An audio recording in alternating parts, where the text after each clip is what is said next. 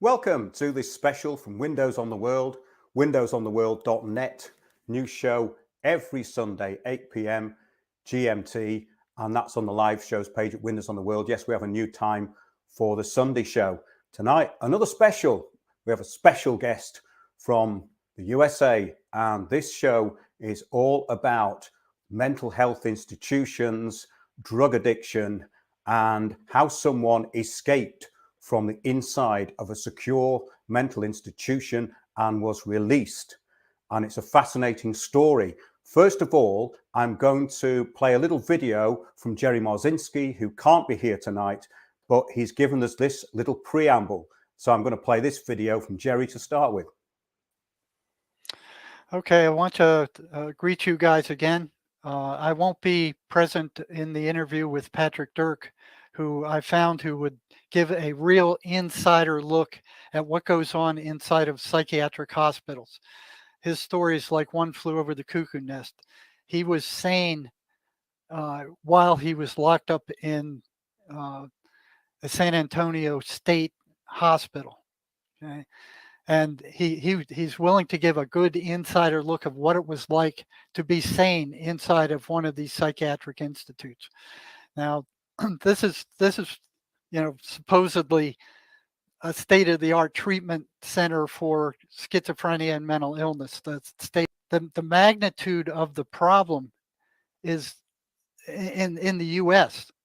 In 2021, 48,000 Americans killed themselves. And it was more now. There's only 50,000 people soldiers died in Vietnam over a 10-year period. So we're talking about almost 50,000 people killing themselves in the U.S. every year with the present ineffective, stupid, drug-fueled mental health system that just goes round and round and round in systems and cures nothing. Okay. The CDC reported that 132 people in the United States kill themselves every day. Suicide is the 11th leading cause of death in the U.S. Between 2000 and 2018, suicide rates increased 37%. This is with the drug-fueled psychiatric mafia-run mental health system in the Western world right now. Okay? An estimated 24 veterans are killing themselves in the U.S. every day. Okay. According to the Center for Disease Control, the U.S. suicide rates have reached the highest level since World War II. So they're increasing. This system that they run, this Western mental health system, this drug-fueled merry-go-round, is curing nobody. Those drugs are not curing anybody. Matter of fact, they're doing damage. They're rotting out the brains of these people. They're destroying their peripheral nervous system. And autopsies have shown this with long-term use of these antipsychotic drugs. They're rotting out their brain. They're doing damage to their patients. And on top of that, they have thousands and thousands of kids on these high-powered drugs here in the U.S. Now, does this sound like a feasible mental health system? Suicide is the leading cause of death for schizophrenics. 4 in 10 will attempt suicide. The National Institute of Mental Health estimates that 4.9% of the people with schizophrenia will die by suicide. Okay? This is the Western mental health system. Does this sound like a viable mental health system to you? Does this sound like something that works? The catastrophe is enormous. Now, behind this is the antidepressant market in the U.S. is expected to reach $15.98 billion by 2023.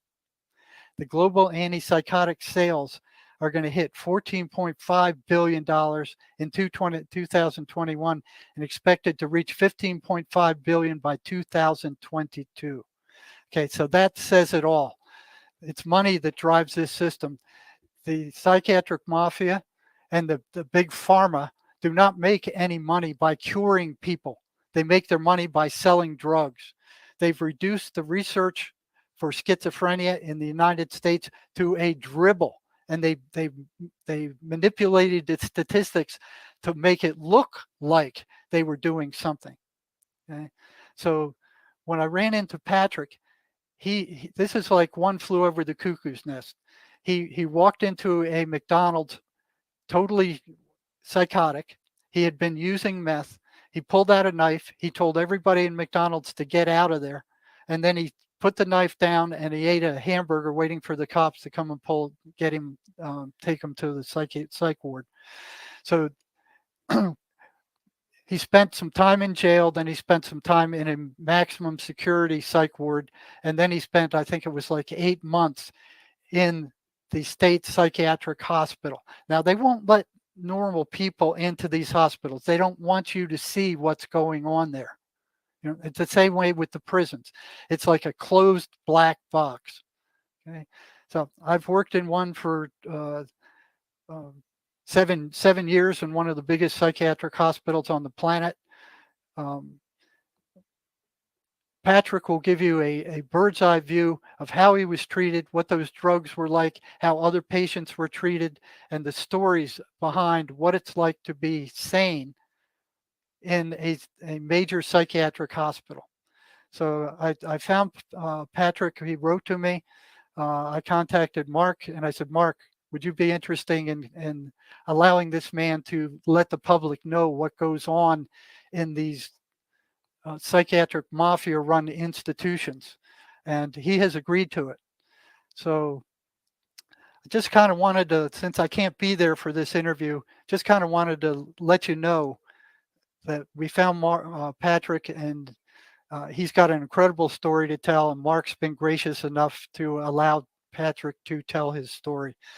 So I've got other commitments, but Mark will question Patrick, and I think this will be a very interesting program for those of you who think you know what goes on in these institutions. Now, the state hospital was bad, but the private hospitals, it's the same merry-go-round.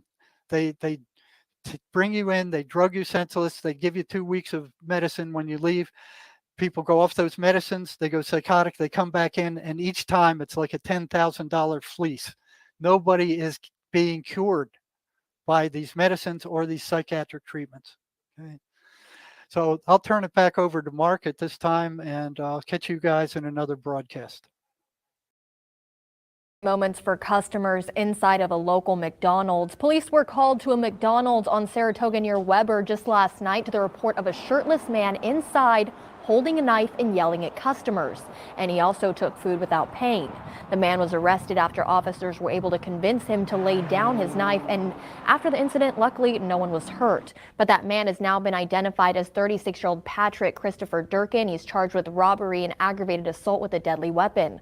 Police say that he tried to force his way into a nearby home earlier in the evening.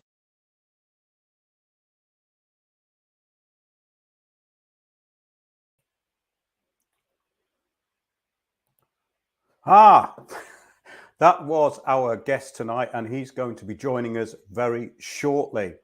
And that was the run-up to what happened to Patrick. And we're going to introduce Patrick right now. I think we just lost the sound on some of that, so I wasn't quite ready. Okay, Patrick. So that was all about you. And we would like to start, I think, before that. How did this happen? You grew up in a family that was, you said, rather dysfunctional, and you became addicted at an early age. Can you tell us a bit about that? I always start this story off, Mark, the same way. I was born on January 31st, 1982. The devil tried to kill me that day, and I've been fighting for my damn life ever since. And I grew up in a home that was an alcoholic home. There was also a dark mental illness present in the home. It was the perfect storm. I suffered, some childhood trauma. And when I started seeking out substances at a very young age, 13, 14, by the time I took my very first drink, I was an instant alcoholic. It was the perfect storm to make me an addict, basically. And I lived that way for a very long time. I never really got the help I needed. I've been to 9 treatment centers. None of them worked for me.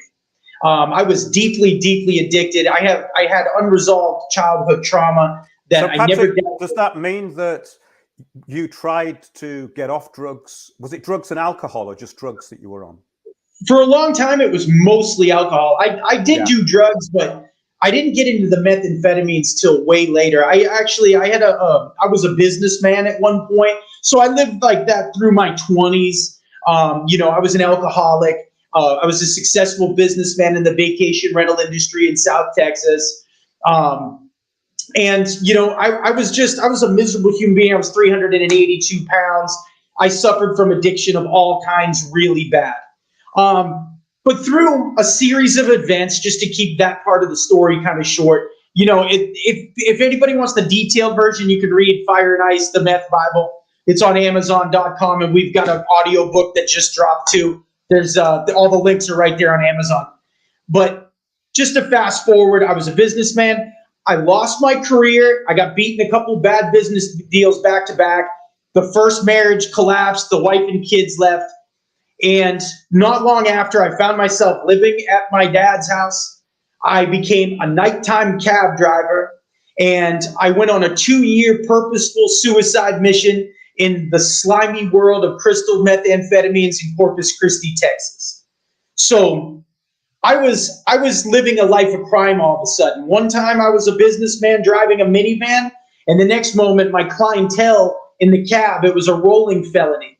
I was dealing with pimps, prostitutes, boosters, money printers, check cashers, con men. I mean, the dregs of society. I was rolling through the neon slime of the city streets, living an incredibly sinful life, full of debauchery and chaos, a completely dangerous lifestyle.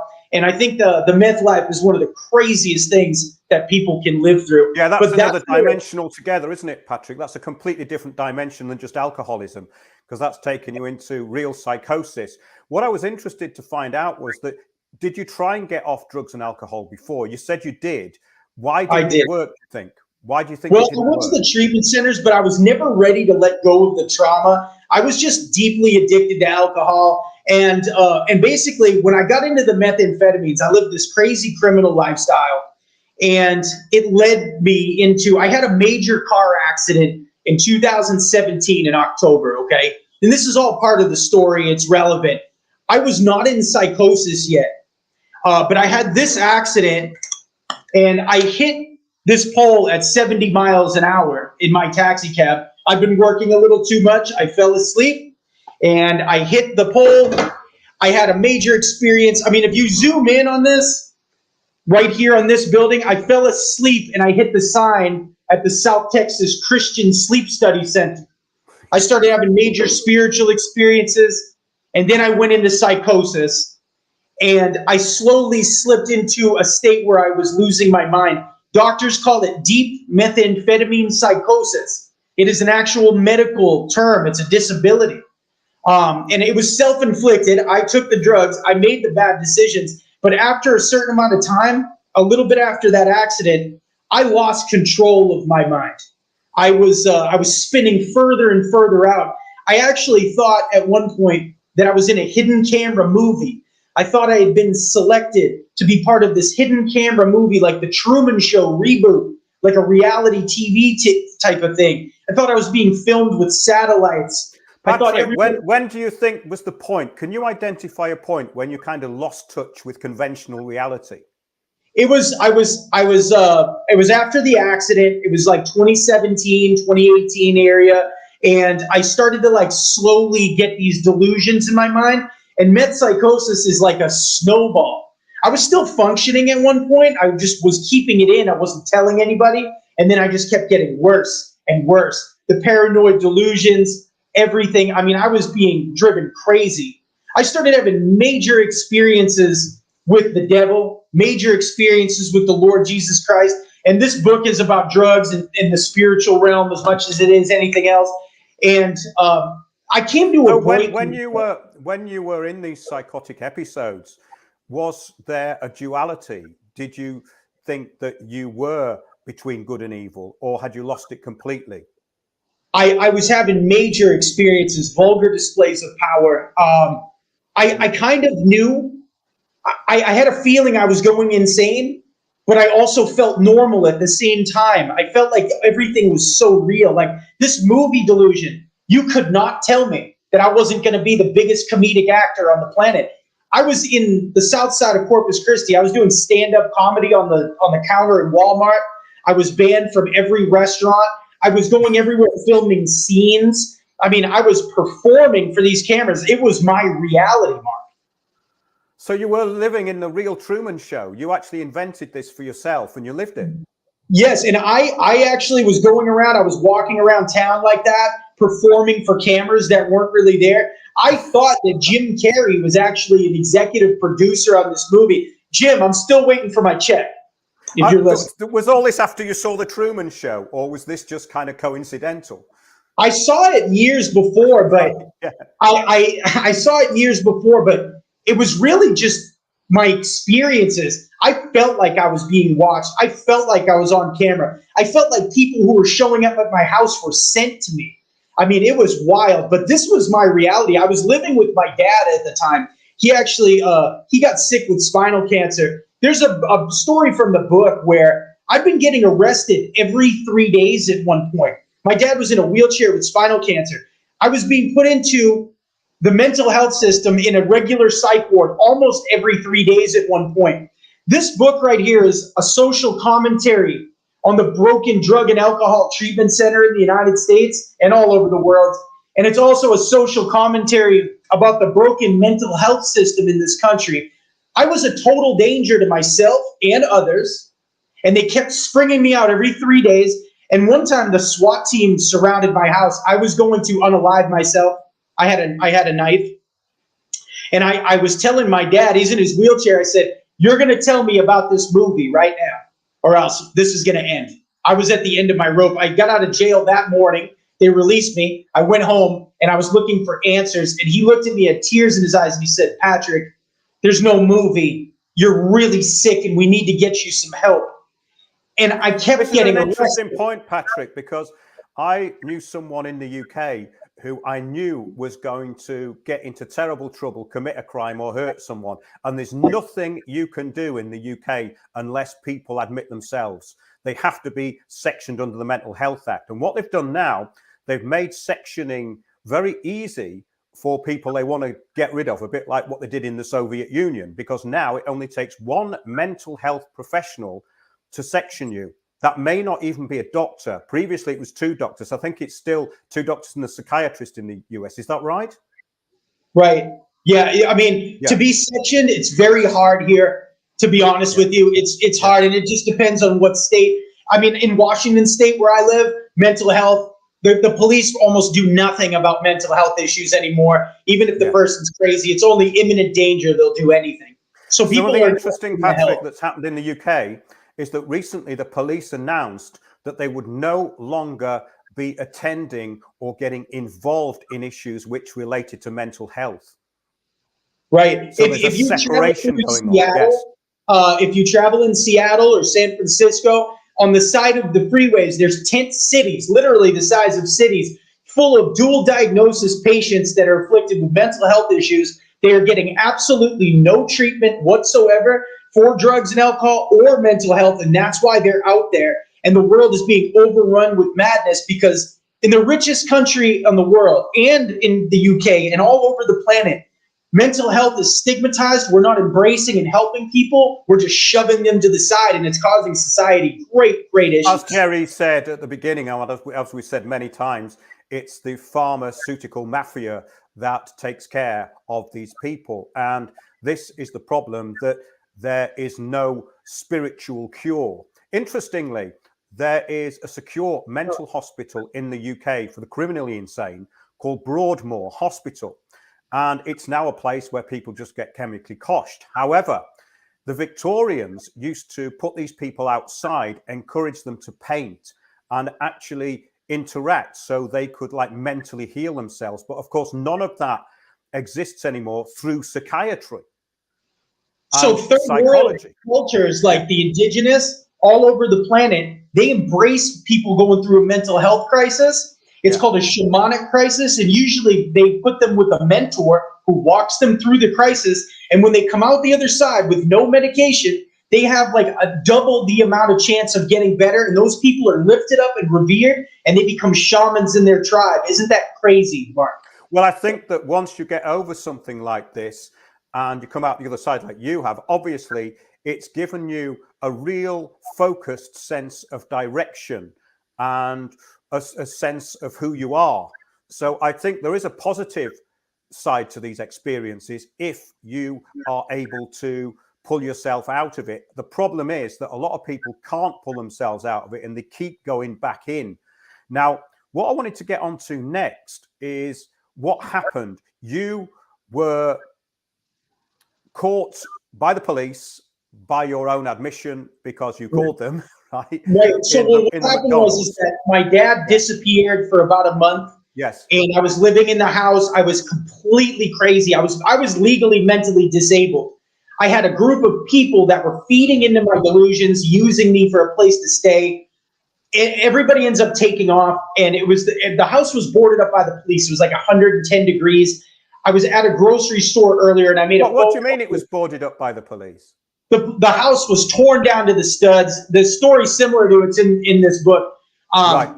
I tore this house down to the studs in the country club estate. Right. The police condemned the home while I was literally inside in a bathroom. You destroyed the house. You destroyed the house, basically. I was out of my mind. I tore the house down to the studs, broke every window. And the police wouldn't arrest you. Nobody would come and do anything.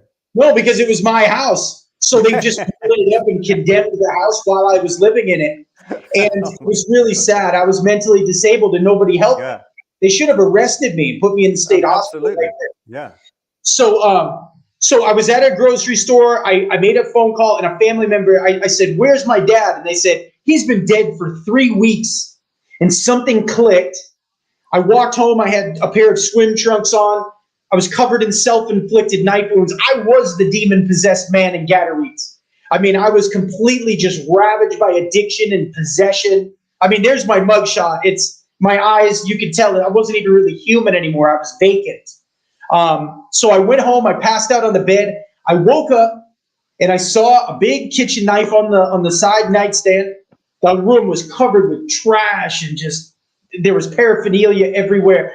And it was 110 degrees. I was covered in sweat. I was at the end of my rope. My feet were just mutilated from walking 15 miles a day, performing on these missions in psychosis. So I took the knife. I stood up and I said, "This ends now."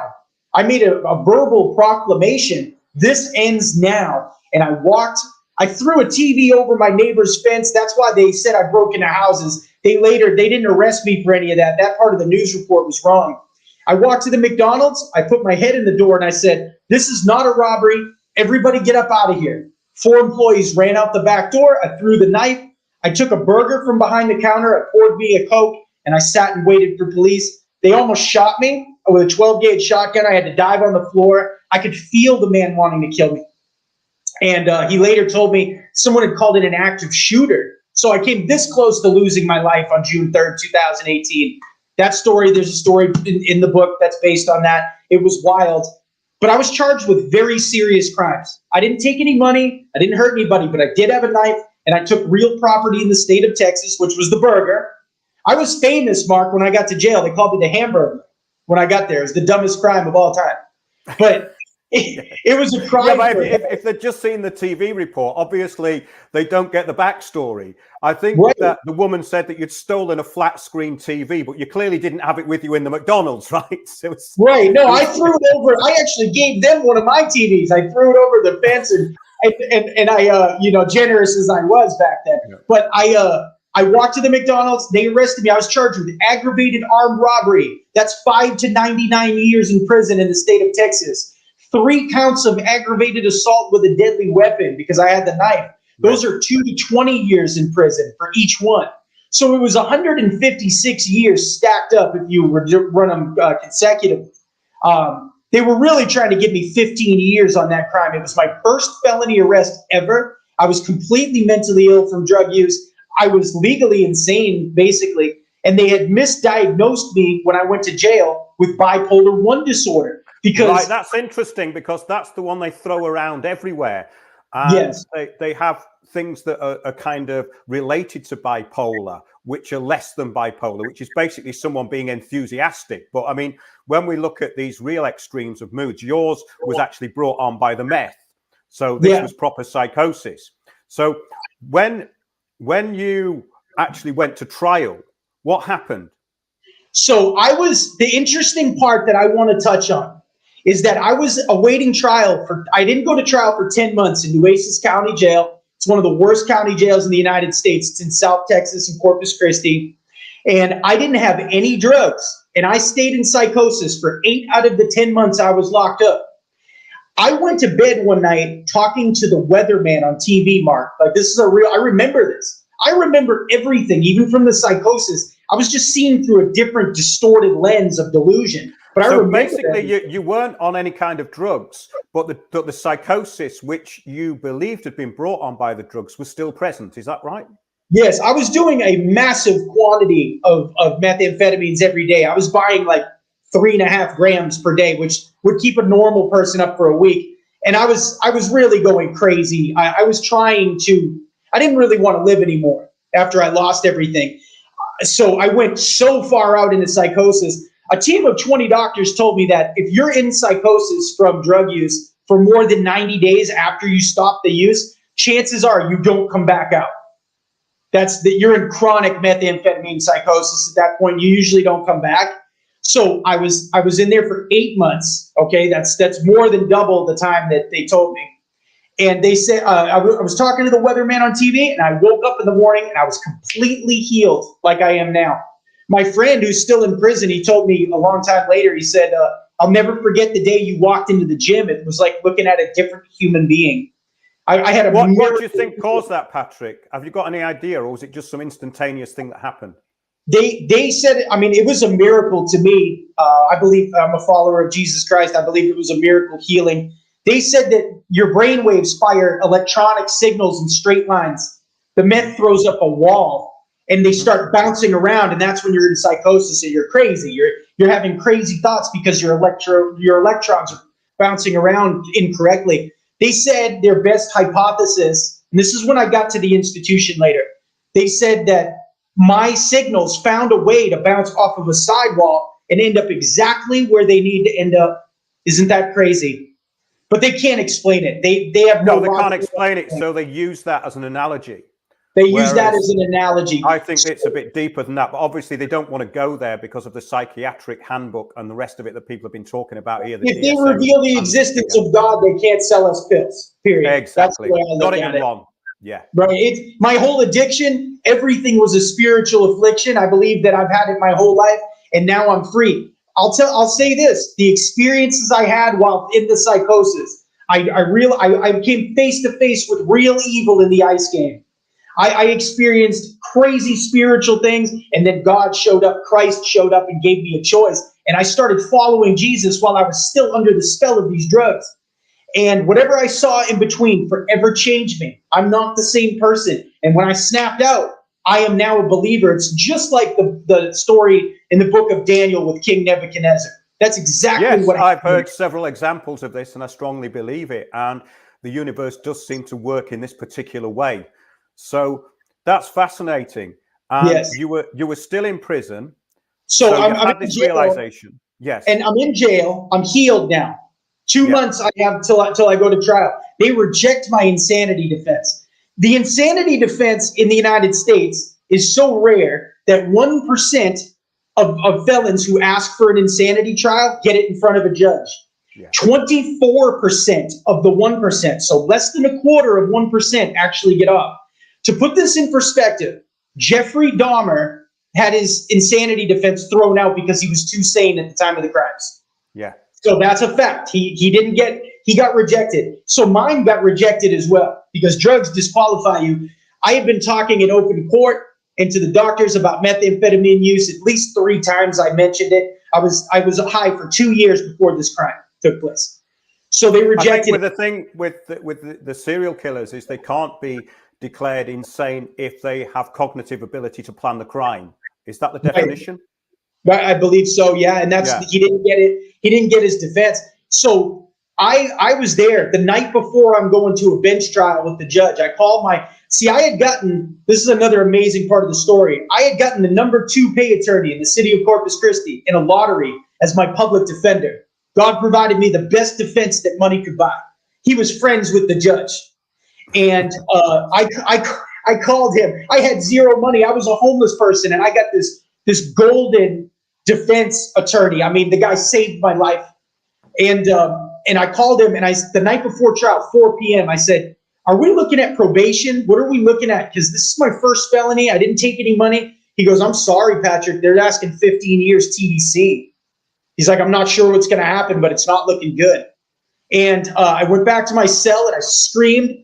And then I accepted responsibility for all my bad choices from the time I was 13. I said, God, if you've got me going to prison, that's what I'm going to do. I'm going to go as a man of honor, integrity, and respect.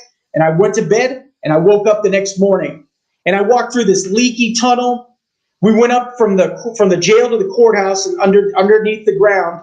And when I got up into the courtroom, he said, come on into this room. And he was almost jumping up and down. He said, Mr. Durkin, we beat the case. We beat the case. And I said, what do you mean we beat the case? Last night you told me that I was getting 15 years. He goes, I was at the DA's office on unrelated business. I had your stuff in my briefcase getting ready for court. And the DA caseload had switched by chance that day. And when I say by chance, I mean by God, because he switched that caseload and he presented my case. And the guy just said, yeah, we'll let the insanity defense roll through. The judge later on signed the insanity defense. I was found NGRI, not guilty by reason of insanity. I had no criminal record of any kind, but there was one catch. As part of a safety evaluation, before I could return home a free man, I had to live in a mental institution for the criminally insane for a safety evaluation that usually takes on average 3.5 to 5 years, okay? They have to make sure that you're safe to go back into society before they can release you in case you reoffend. They're not legally liable and they don't want to get sued. That's what they do.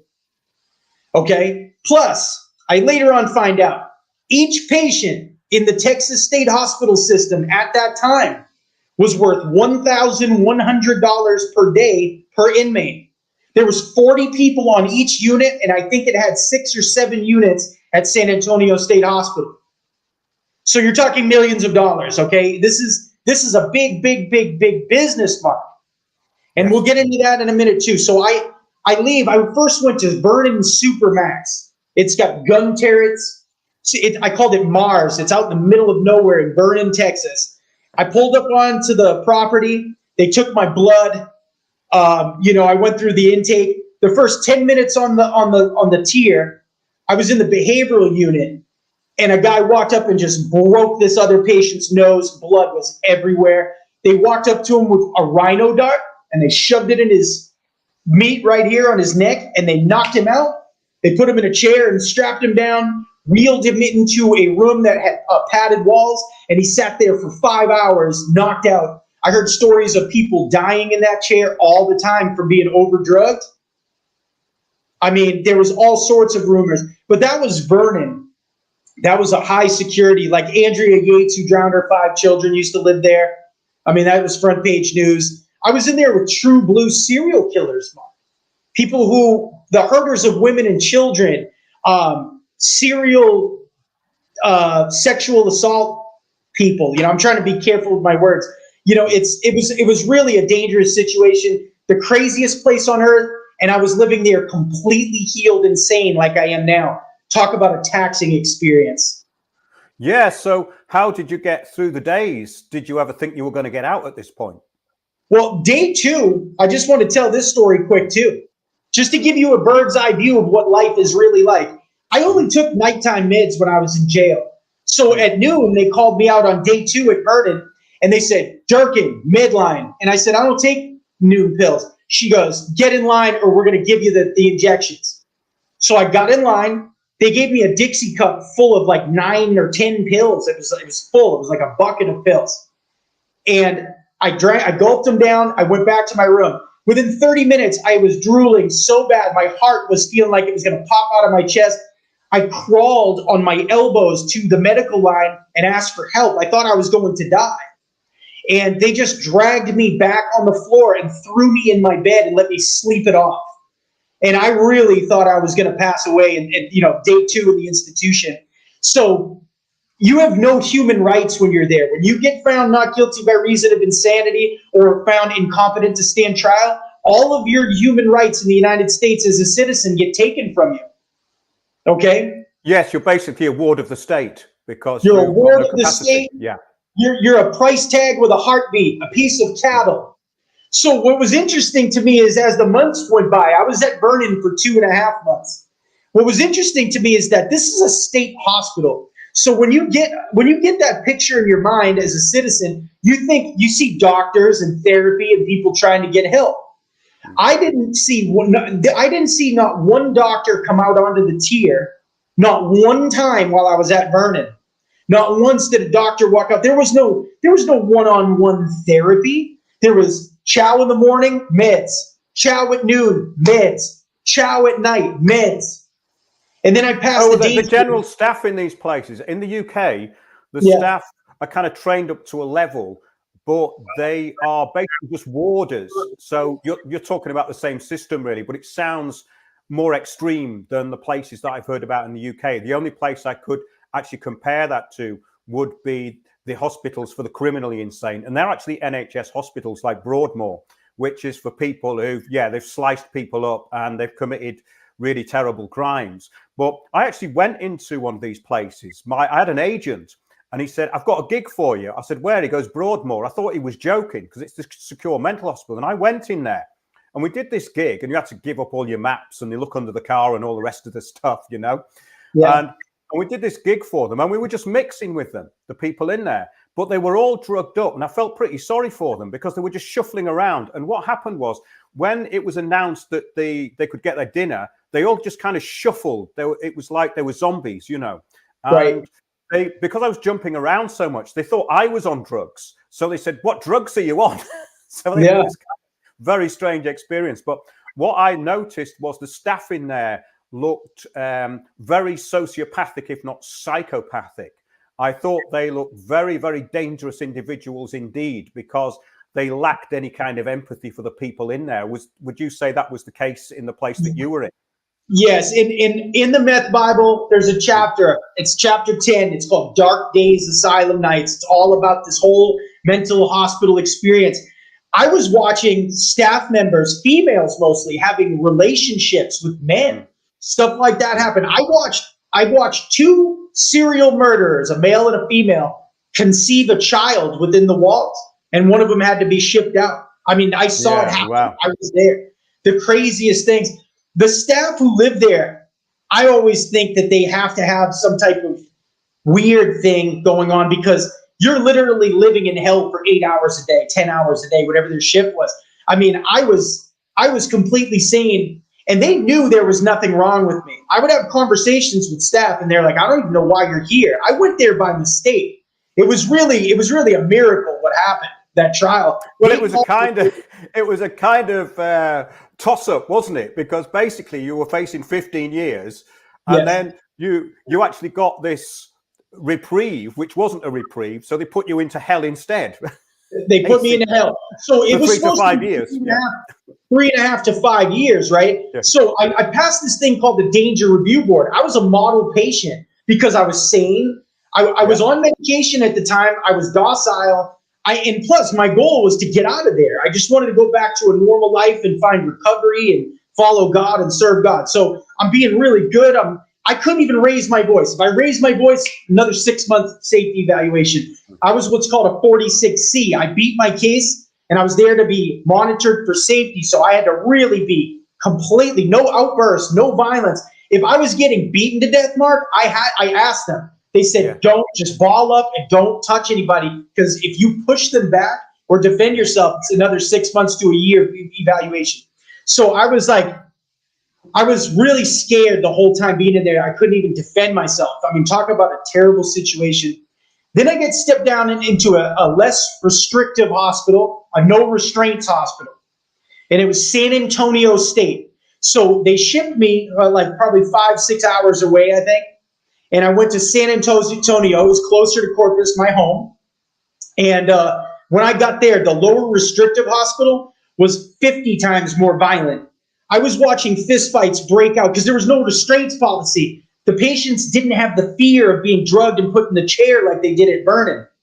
So it was a free-for-all. Violence, all kinds of sexual assaults in the bathrooms. I mean, the most wild, crazy stuff. I was around nothing but serial murderers and rapists, child herders, all kinds of strange and evil people. They put me on 9 different medications at San Antonio State Hospital. 9 medications I didn't need. And I started to look around, and now I'm getting a little bit more clear-headed because I've been off the meth for so long. But I was still on these psychotropic drugs. They were giving me Seroquel, Trazodone, yada, yada, yada, yada. They were giving me pills to counteract the side effects from the pills that they prescribed me. What did this do to you? What did you feel like when you were in there? I felt like the only way I describe it is the pills made me feel like I was taking chemotherapy. If you know, that's what it felt like. I was being poisoned. You felt physically sick by them, or were you just knocked out? No, I was physically sick. I felt like I was poisoned. Yes, that's what I was getting at, because basically it is poison. I was stuttering. I'm a gifted speaker. I always have been. I've been a salesman since I was 14 years old. I couldn't even get a sentence out. I'd be talking to my mother and she'd say, Patrick, what's wrong with you? What's wrong with you? And I couldn't even speak. My poor ma would cry on the phone, hearing the hallowed screams of the mad in the background. I learned to sleep with somebody who would scream at the top of their lungs literally all night. It was life in hell. But the pills, I started watching. If you didn't take these pills, they would forcibly drug you. They would restrain you then. The pills, they were getting $1,000, $1,100 a day per patient, but then they were getting paid for every prescription they wrote me. So I found the doctors were asking me questions, trying to find new diagnoses for me so they could write new pills to make more money off of me while I was in the state hospital system. So this place is quite secure, this one you're in, but it's not as secure as the first one. And the patients are freer to attack each other than in the first place you were in. Yes. And it's, in a way, it's kind of worse. So what else happened there? Because you were telling me about somebody that managed to get out. Yes. There'd been some escapes. How did that happen? Well, you know, it was no thing for somebody to come up and break your nose while you're watching TV because they heard a voice that told them to do it. Yeah. I mean, it was demonic. So I started to lose it a little bit. And I remember one day a lady came up to me. I started to get out of pocket, and she came up to me and she said, I'm going to drug you. You're getting drugged. And if I got drugged, it was another 6 months. And I sat down, I raised my voice. I was crazy because of the insanity, people pounding on the windows, people stole all this stuff. I actually got a cell phone in at this time. I read the client's rights handbook, and I figured out that if my mom took the camera out of the cell phone, she could ship it in, and there was nothing they could do. I now had Facebook, Google, YouTube, every contact to the outside world. I had everything, but I didn't have a camera because they didn't want you you couldn't show anything. They said it was HIPAA, but there was people in there that weren't being changed. They would urinate or defecate. They'd stay that way for 90 days because they can't force them to clean themselves or change clothes. I started seeing, I saw a woman almost get beat to death outside by a male patient. I was keeping journals, names, dates, and times of all this atrocities and neglect and abuse. So when the lady she was going to force drug me. She said, if you don't take the pills, I'm going to give you the injection. And I sat down, and for whatever reason, I believe God touched her heart. She came up and she said, Mr. Durkin, I'm going to give you one chance to calm down. And if you do, I won't drug you and we won't put this in your file. And then she whispered to me and she said, if you don't like the way things are in this hospital, I suggest you write a letter and I'll take it up to the White House. It was the nickname for where all the top brass were, up on the top of the hill at San Antonio State Hospital. There were doctors so powerful up there, they could wave their hand and set you free. Okay? So I wrote this letter, a 4-page letter in 5 minutes. And I wrote it with a scrap piece of paper and a pen. And I detailed everything that I saw. I said, I am not on any medication. I had convinced my doctor a few weeks before. I said I was a drug addict. Please take me off these pills. I don't need them. And he actually listened to me, and he let me go on a 4-month observation that if I didn't have an outburst, they would leave me off the pills. I told him I was a meth addict. The place erupted. They called my lawyer. They called the judge. They're like, why did this guy get an NGRI finding? I was terrified they were going to overturn my case. Because of double jeopardy, they couldn't do that. So now they took me off the pills, which made me seem more sane, right? So I said, Yes. I'm not on pills. I have a cell phone. It's in my file. Please check my chart. I'm well-spoken. I'm educated. I used to be a businessman. I have all names, dates, and times of the atrocities happening in this hospital. And if you don't let me out of here, I'm gonna take these journals to the local and state media, and I'm gonna blow this thing wide open. She took that letter up to the White House, and they read it, and they panicked. So they didn't tell me anything, but they started moving me around inside the institution.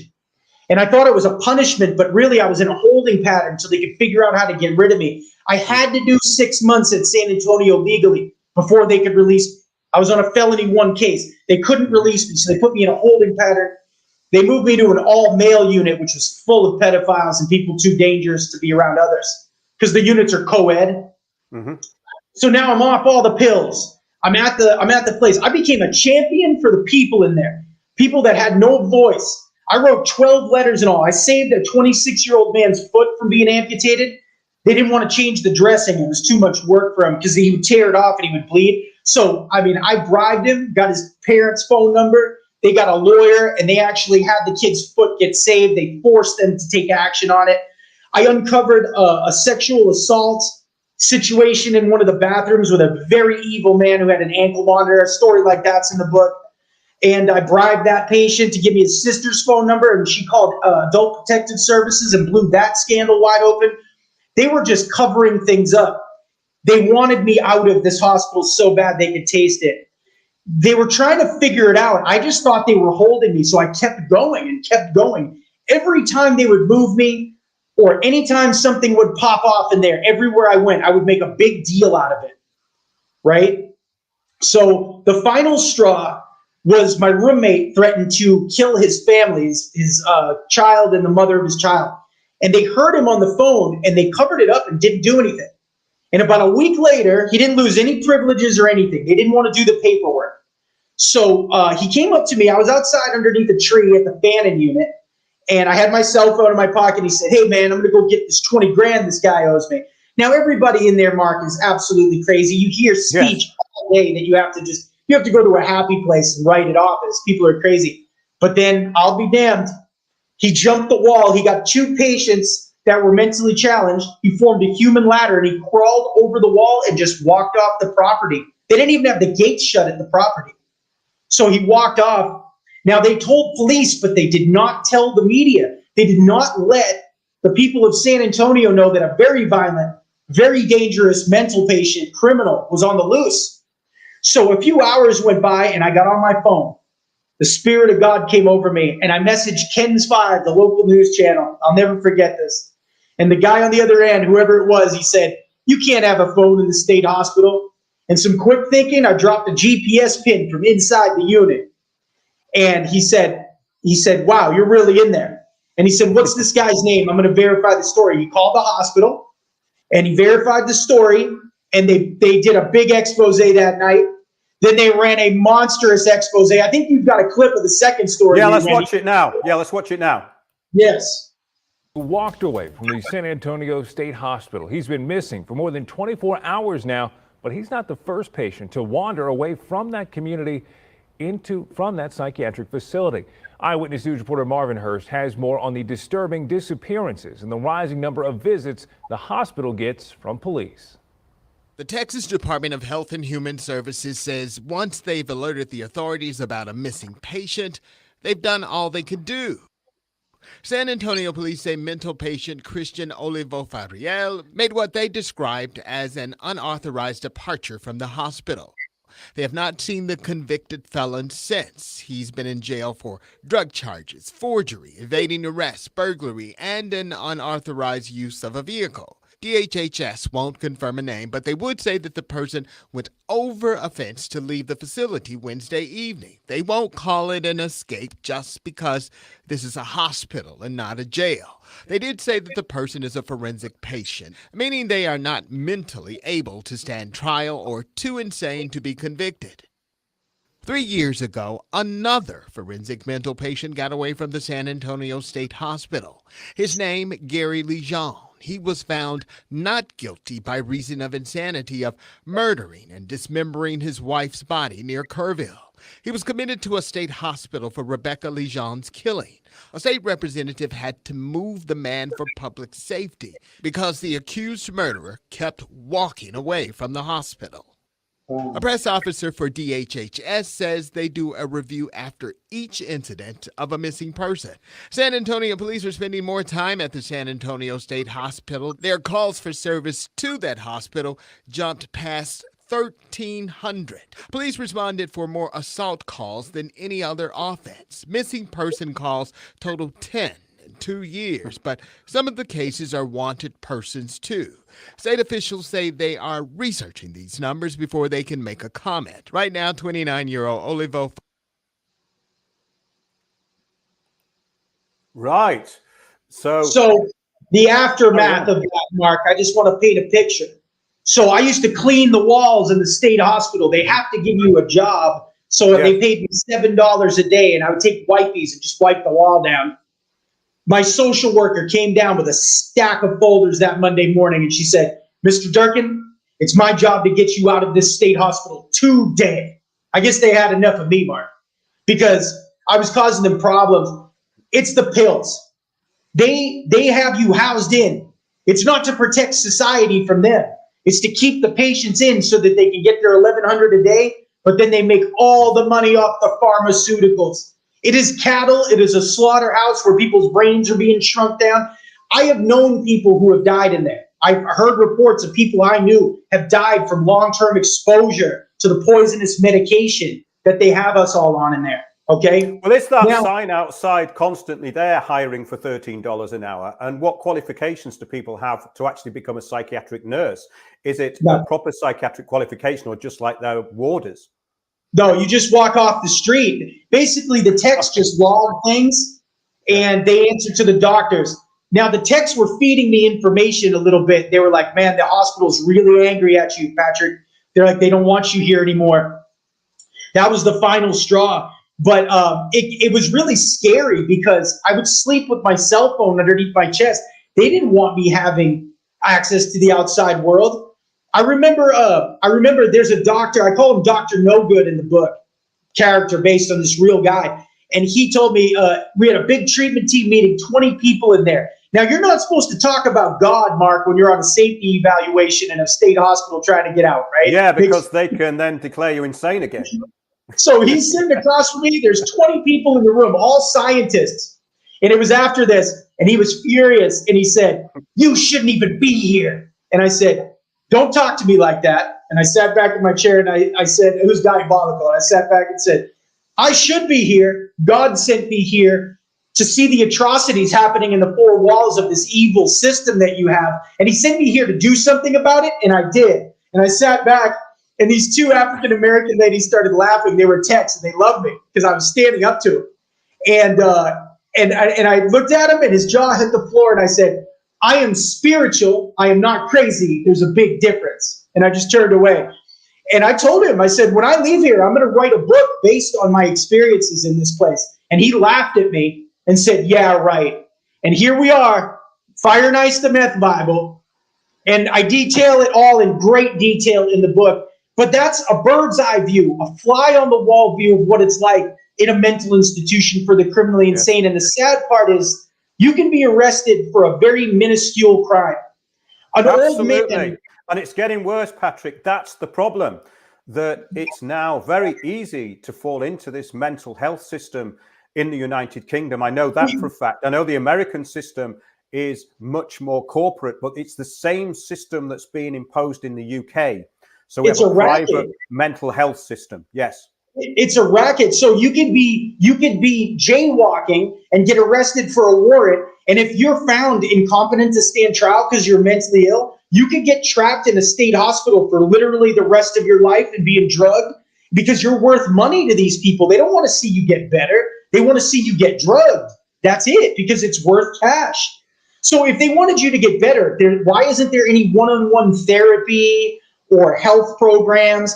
The average weight gain per patient, this is a real number they gave me, is between 30 and 70 pounds your first year in the state hospital.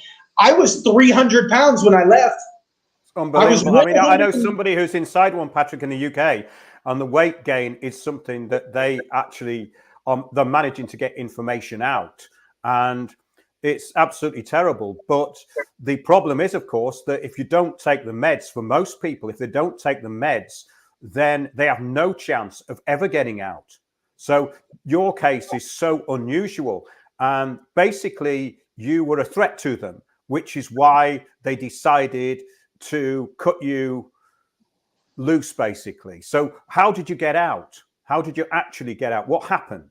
So right after that, they started kicking the process into high gear. There was court dates set, and the judge had to sign off for me. They tried to give me 2 years of drug treatment because now they wrote me a new diagnosis, Mark. Yeah. I have paperwork saying I have no Axis 1 diagnosis. I was diagnosed with methamphetamine substance abuse. That's a medical term. So they admitted that there was a mistake made, and they just wanted to kick me out. So I was supposed to see a psychiatrist once a month for the rest of my natural life, because 99 years was the top end of the major crime. So for 99 years, I was supposed to see a psychiatrist once a month, a social worker once a week, and be drug tested the rest of my natural life. That's the protocol the doctors recommend when you leave on a safety evaluation. My lawyer was so good, and he was so tight with the judge. He went before her and he said, we're not going to go for this aftercare program. So the court date was set. She said, okay, go back home for the weekend, draw up a new order, and come back and I'll sign it. He got me off with no community supervision, which I don't think it's ever happened. I'm one of the only patients who's ever left the state hospital system not on medication.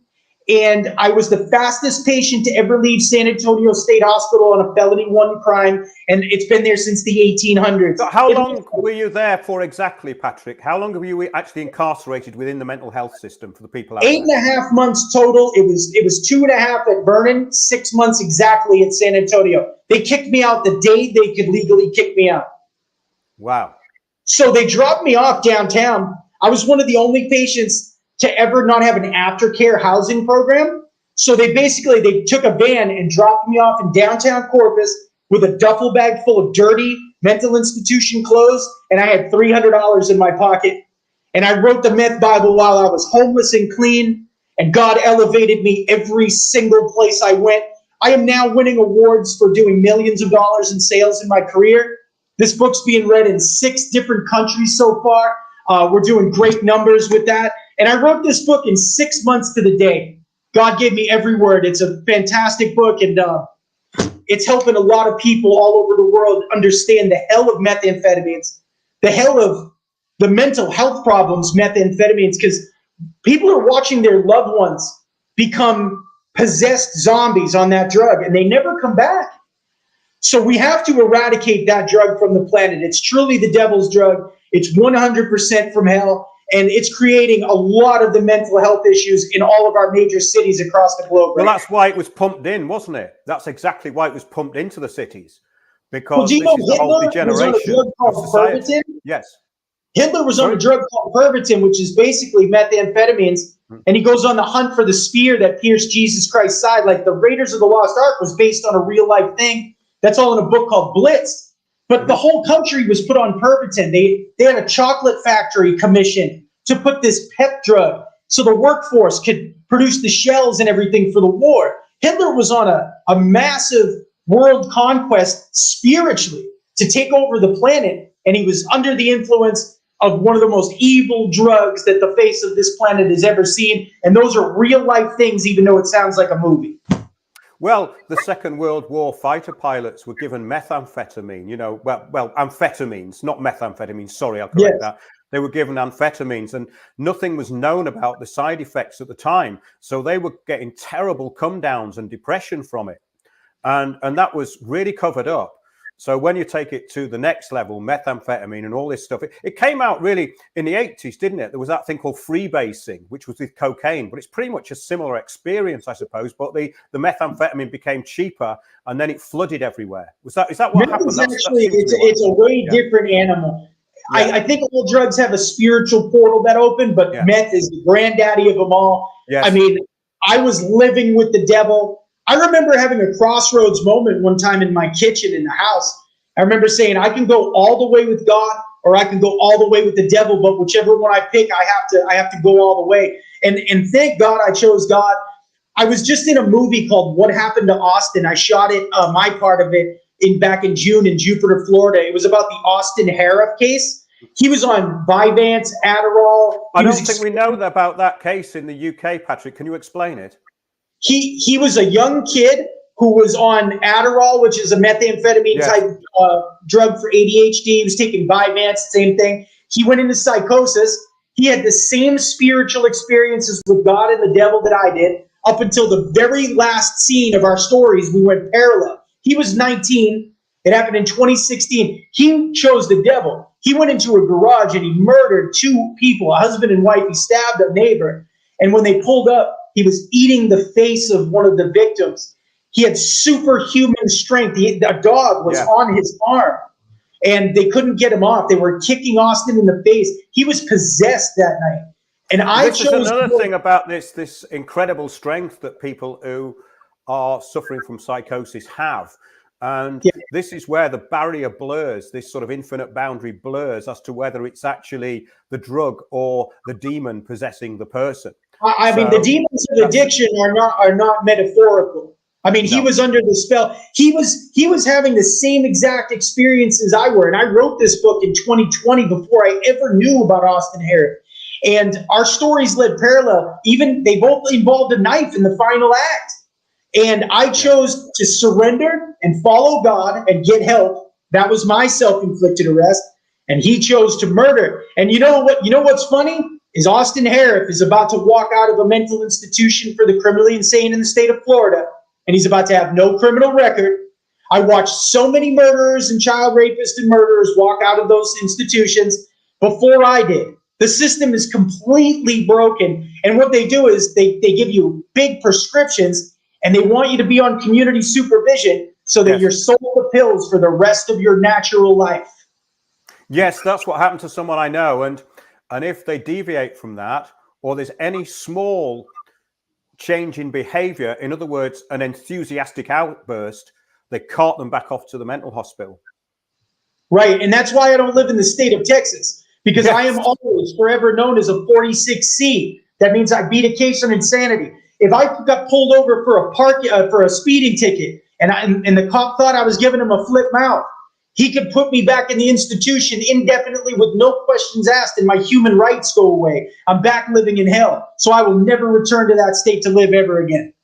That's great, Patrick. So in conclusion, you've channeled your addictive behavior, which it sounds like you've always had, into something completely positive. What would you say to people who are conflicted? What would you actually say to them as a I would say word?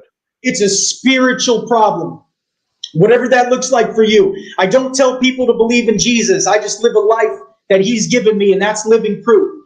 But I would say it's a spiritual issue. I would say to chase your dreams. Follow a crazy dream, dig down deep into your soul and find something positive to channel all of that rage or energy, uncomfortableness. If you do something positive, it'll take your mind and your life in a totally different direction. I'm Boston 2% on TikTok, on that app, and on YouTube. If you follow the TikTok especially, we have a community of people, because only 2% of people are beating meth lifetime. Well, 2 out of 100 will beat that drug lifetime. And we are changing the world. We're a community of people who lean on each other to beat the devil's drug. And it's working. So many people are getting clean, and so many people are changing their lives and God and everything. It's amazing, Mark. Well, that's great.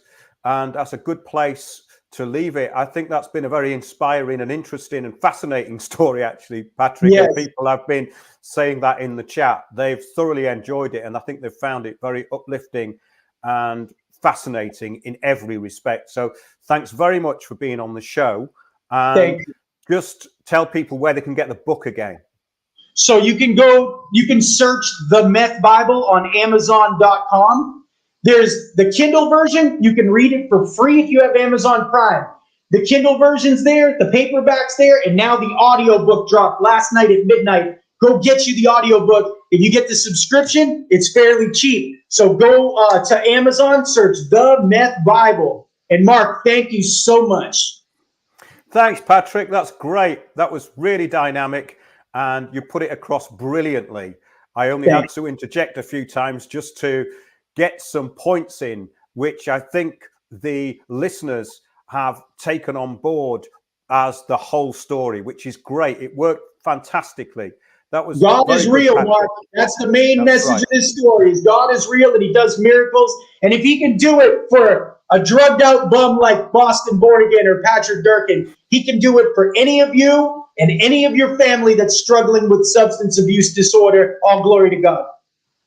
Thank you very much for being on the show, Patrick. Thank you so much. You have a great day. Thanks, Patrick. And just to the listeners out there, we have a new time for the Sunday show. It's been that for a few weeks now. It's 8 p.m. GMT every Sunday live, winnersontheworld.net. Subscribe to us on Odyssey and Spreaker. And thanks very much to Patrick. Thanks to everyone who's in chat. And do share this around. And I'll be back during the week because I've got some more live streams that I'm going to put up, which contain essential information, which you can find at windowsontheworld.net, but we're going to expand on it a bit on YouTube while we're still here because I've been asked to. Thanks a lot, Patrick. Yes, 2%ers stand up. Have a good day, Mark. Cheers, Patrick. Thanks. Bye-bye. Bye-bye. Thanks, everybody. Thanks for being in chat.